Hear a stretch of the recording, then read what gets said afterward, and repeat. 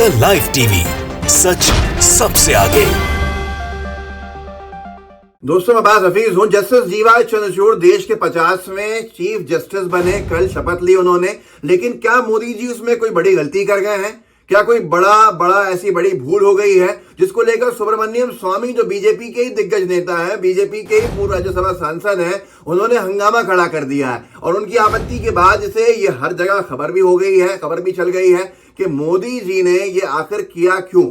मोदी जी हिमाचल प्रदेश के चुनाव में थे और उन्होंने चुनाव प्रचार को प्राथमिकता देते हुए जस्टिस डीवाई चंद्रचूड़ के शपथ समारोह को एक मिस दे दिया और वो शपथ समारोह में मौजूद नहीं रहा।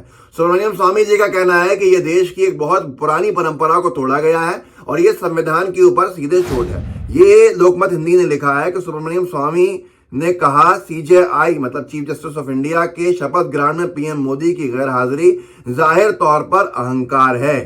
सुब्रमण्यम स्वामी ने चीफ जस्टिस डीवाई चंद्रचूड़ के शपथ ग्रहण समारोह में प्रधानमंत्री नरेंद्र मोदी की गैर हाजिरी को ऐतिहासिक तौर पर अप्रत्याशित करार दिया है। उन्होंने जो ट्वीट किया वो आपको दिखा देता हूं, सामने है आपकी स्क्रीन के ऊपर। सुब्रमण्यम स्वामी जी ने जो बात कही है उस बात के दम तो है, क्योंकि ये उनका कहना है कि ये परंपरा रही है कि जब मुख्य न्यायाधीश जो है चीफ जस्टिस ऑफ इंडिया, उन्होंने शपथ ली है, क्योंकि चीफ जस्टिस ऑफ इंडिया वो होते हैं जो प्रधानमंत्री को भी शपथ दिलवाते हैं। तो चीफ जस्टिस ऑफ इंडिया ने जब शपथ ली है, माफ कीजिएगा, शपथ किसको कौन दिलवाता है ये अलग विषय है, लेकिन क्योंकि राष्ट्रपति भी शपथ दिलवाते हैं, लेकिन सीजेआई जो है उन्होंने इससे पहले हमने देखा था कि राष्ट्रपति महोदया को शपथ दिलवाई थी। तो प्रधानमंत्री नहीं, राष्ट्रपति को शपथ दिलवाते हैं। तो सीजेआई के शपथ समारोह के अंदर प्रधानमंत्री मौजूद रहते हैं, हमेशा ये रहा है, चाहे मनमोहन सिंह जी का दौर रहा हो, चाहे उनसे पहले के प्रधानमंत्रियों का दौर रहा हो। लेकिन पहली बार हिमाचल प्रदेश एक राज्य के चुनाव के चलते प्रधानमंत्री मोदी जी शपथ समारोह के अंदर मौजूद नहीं थे। सुब्रमण्यम स्वामी साहब ने ट्वीट किया है जिसका हिंदी अनुवाद है, आपको अंग्रेजी का ट्वीट सामने दिख रहा है, उनका हिंदी अनुवाद इसने छापा है लोकमत ने और लिखा है, जो सुब्रमण्यम स्वामी जी ने लिखा है, मेरे पास जो जानकारी है उससे मैं इस निष्कर्ष पर पहुंचा हूं कि आज राष्ट्रपति भवन में सीजेआई के शपथ ग्रहण समारोह में मोदी की गैर हाजिरी स्पष्ट तौर से उनके अहंकार को दर्शा रहा है। इसे अब तक भारतीय संविधान और गरिमा का अपमान समझा जाएगा जब तक कि खुद मोदी स्पष्टीकरण देते हुए या फिर माफी मांगते हुए सामने नहीं आते हैं। उनके इस कृत्य की निंदा की जानी चाहिए। ये जो आपके स्क्रीन के ऊपर अंग्रेजी का ट्वीट लिखा है, यही मैंने आपको हिंदी अनुवाद का जो लोकमत ने छापा है वो सुनाया है।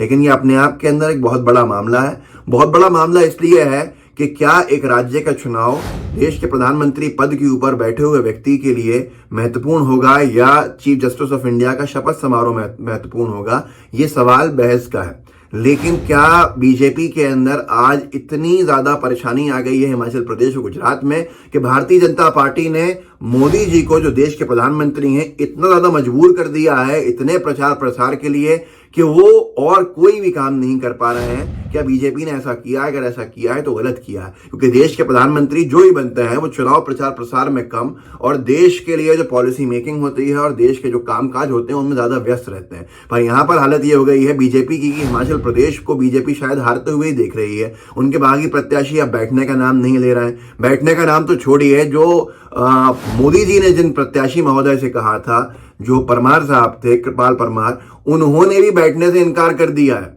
हैरानी आपको होगी, अभी 3 दिन पहले खबरें छपी थी कि जब पीएम मोदी ने बीजेपी के बागी नेता को किया फोन, कहा पार्टी उम्मीदवार के खिलाफ ना लड़े चुनाव। मैंने आपको एक वीडियो भी करके बताया था कि कैसे कृपाल परमार को मोदी जी का फोन आया, लाउड स्पीकर पर सुनाई दे रहा था, वीडियो बाहर आया, उसमें साफ तौर पर मोदी जी कह रहे थे, जो कहते हुए सुनाई दे रहे थे कि आप चुनाव मत लड़िए, अगर मुझे कुछ जी मानते हैं, मेरा कोई भी रोल है तो आप चुनाव मत लड़िए। नड्डा जी ने, उन्होंने कहा प्रत्याशी ने कि मुझे अपमानित किया, तो उन्होंने कहा हम देख लेंगे। लेकिन उसके बाद भी उन प्रत्याशी महोदय ने, बीजेपी के नेता ने बागी प्रत्याशी के तौर के ऊपर चुनाव लड़ने का फैसला अपना बरकरार रखा और मोदी जी के कहने पर भी वो पीछे नहीं हटे। तो हिमाचल में ये हालत हो गई है बीजेपी की, उन्होंने ब्रह्मास्त्र चला दिया, लेकिन उसके बाद भी अब कोई फायदा नहीं हो रहा है, नुकसान पर नुकसान हो रहा है। और जो पोल्स कह रहे हैं, ओपिनियन पोल्स, वो भी चिंता बढ़ा ही रहे हैं भाजपा के नेताओं की। तो शायद इसीलिए मोदी जी जस्टिस डीवाई चंद्रचूड़ जी की शपथ के दौरान हिमाचल प्रदेश के अंदर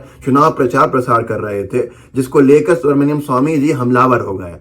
लेकिन मैं आपको ये भी दिखा दूं, जो मैंने आपसे बात कही है, कृपाल परमार नहीं माने हैं।